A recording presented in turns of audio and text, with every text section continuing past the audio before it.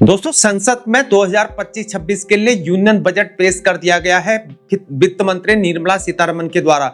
और आने वाले जो इनकम टैक्स की स्लैब है उनको यहां पर बदल दिया गया है न्यू टैक्स रेजिम में 2025-26 के लिए। लेकिन ओल्ड टैक्स रेजिम में कोई भी बदलाव नहीं किया गया है, यानी कि 2025 में 24 में जो ओल्ड टैक्स रेजिम लाया गया था तो उसमें यहाँ पर कोई बदलाव नहीं किया गया है। लेकिन अब 2025 और 26 का जो पुराना वाला जो इनकम टैक्स का स्लैब था उसमें परिवर्तन कर दिया गया है, यानी कि न्यू टैक्स स्लैब अब आ चुका है।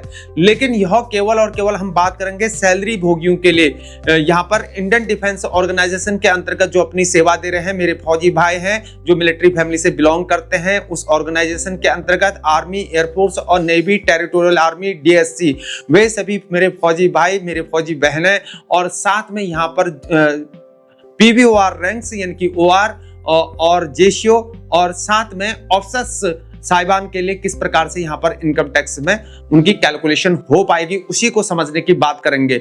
जवान जो है इस स्लैब में आएंगे नहीं, क्योंकि 12 लाख तक कोई भी यहाँ पर टैक्स नहीं पड़ने वाला। 12 लाख में जीरो बट्टा सन्नाटा होगा। लेकिन इसमें भी 75,000 की छूट दी जाएगी। लेकिन 75,000 का क्या झोल है इसी को समझने की कोशिश करेंगे। 12,75,000 जो हमारी सालाना इनकम होगी, 12,75,000 में कोई भी टैक्स नहीं पड़ेगा, जिसमें 75,000 रुपए की आपको ये स्टैंडर्ड डिडक्शन दिया जा रहा है।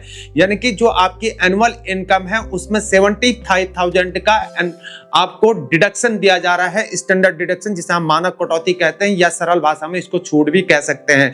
यानी कि 12 लाख से 16 लाख रुपए तक की होने वाली आय पर जो है वहां पर 75,000 रुपए की छूट दी जाएगी। इसी को समझने की कोशिश करेंगे, इस झोल को समझने की कोशिश करेंगे। लेकिन 12,75,000 रुपए से 1 रुपए भी अगर हो जाती है तो वह इनकम टैक्स के दायरे में आ जाता है।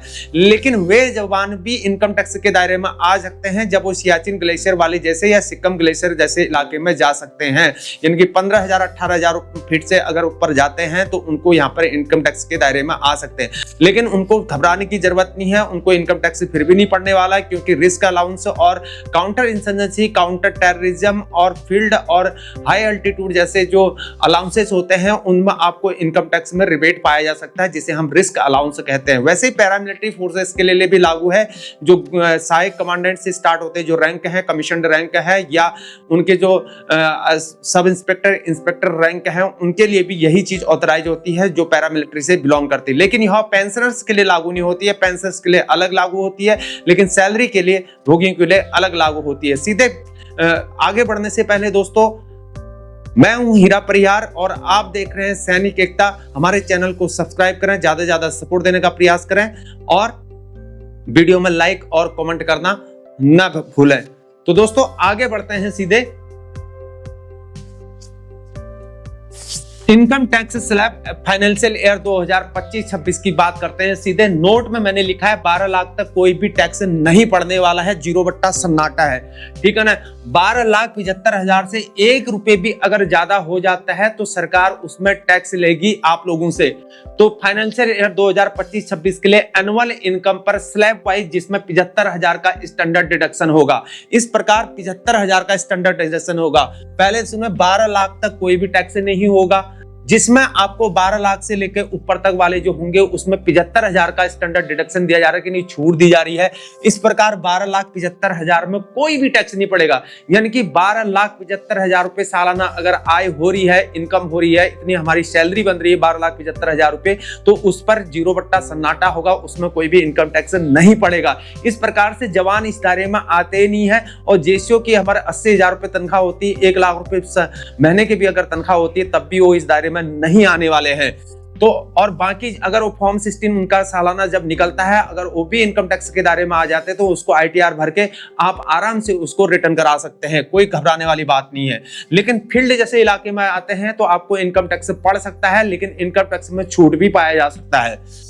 तो अब जिसमें 75,000 का स्टैंडर्ड, इस प्रकार 12,75,000 तक कोई भी टैक्स नहीं लगेगा। ये बात आपको समझनी है।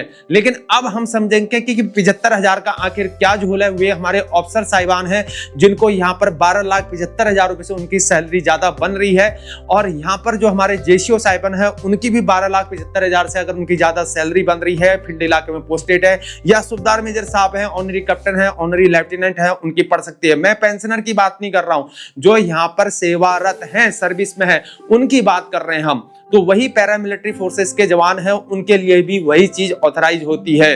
अब हम समझेंगे कैलकुलेशन को किस प्रकार से कैलकुलेट हो पाएगा, और 75,000 का क्या झोल है इसको समझने की कोशिश करेंगे। तो दोस्तों आगे बढ़ते हैं, अब और समझने की कोशिश करते हैं स्लैब को।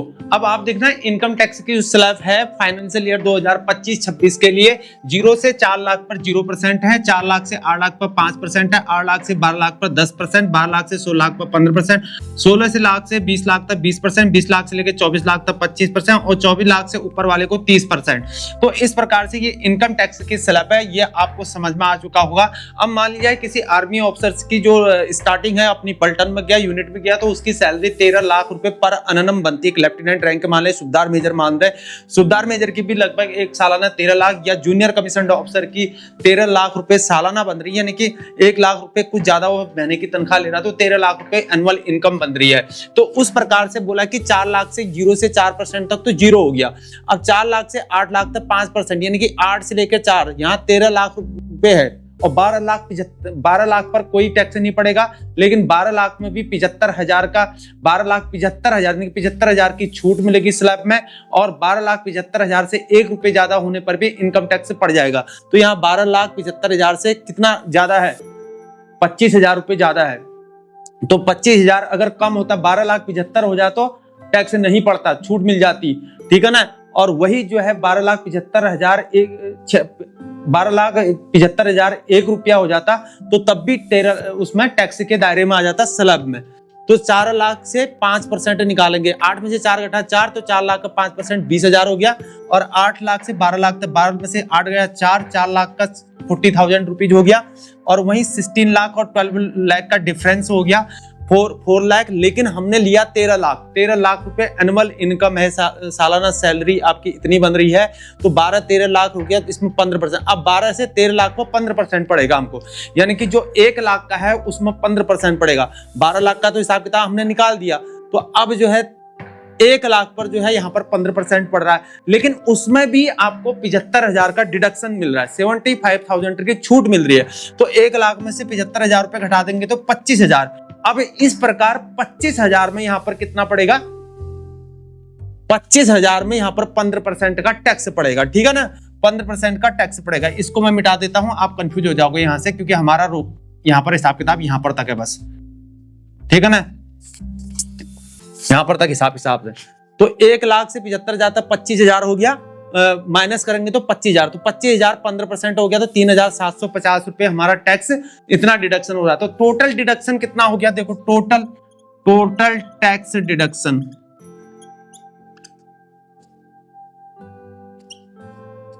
टोटल टैक्स डिडक्शन कितना हो गया, 20,000 ये हो गया, 20,000 ये हो गया, 40,000 ये हो गया, प्लस 3,750 ये हो गया, 3,750 ये 40,000 इनको जोड़ देंगे तो 63,750 63,750 रुपीज पर अननम इतना टैक्स डिडक्शन हो पाएगा। लेकिन जिसकी 13 लाख रुपए सालाना सैलरी बन रही है डिफेंस फोर्सेस के अंदर, पैरामिलिट्री के अंतर्गत और डिफेंस ऑर्गेनाइजेशन के अंतर्गत, तब भी वो टैक्स के दायरे में नहीं आते, किसी भी हिसाब से नहीं आएंगे, क्योंकि टैक्स में रिबेट पाया जा सकता है। क्योंकि आर्मी और पैरामिलिट्री के अंदर कई ऐसे अलाउंसेस होते हैं जिसमें आपको टैक्स में रिबेट पाया जा सकता है। तो ये सब चीज, और किसी ने तो हाउस लोन लिया ही होता है, तो आपको टैक्स में छूट आराम से पड़ सकती है। तो अनेक तरीके के टैक्स में छूट पाने के, तो इस प्रकार। लेकिन अब जो है आपका 63,750 रुपए पर अननम इस प्रकार से टैक्स में आपको भारत सरकार आपसे टैक्स लेगी।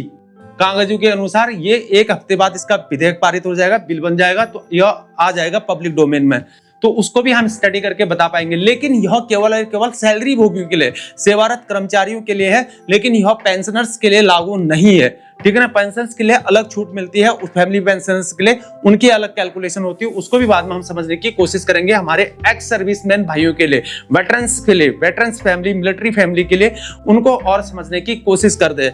मैं उम्मीद करता हूं दोस्तों आपको समझ में आ चुका हूं। अगर आपको जानकारी अच्छी लगती तो वीडियो में आपने लाइक करना, कोई डाउट होता तो कमेंट करना है और हमारे चैनल को शेयर करना, चैनल को सब्सक्राइब करना। बड़ी पियर में आप चैनल को शेयर करते हैं, पूरे मिलिट्री फैमिली, मिलिट्री परिवार से बिलोंग करने वाले हमारे चैनल को जरूर सब्सक्राइब करें ताकि आप लोगों को ऐसी ही आपको जानकारी मिलती रहेगी। तब तक के लिए आपसे विदा लेते हैं। जय हिंद, जय भारत, वंदे मातरम, भारत माता की जय।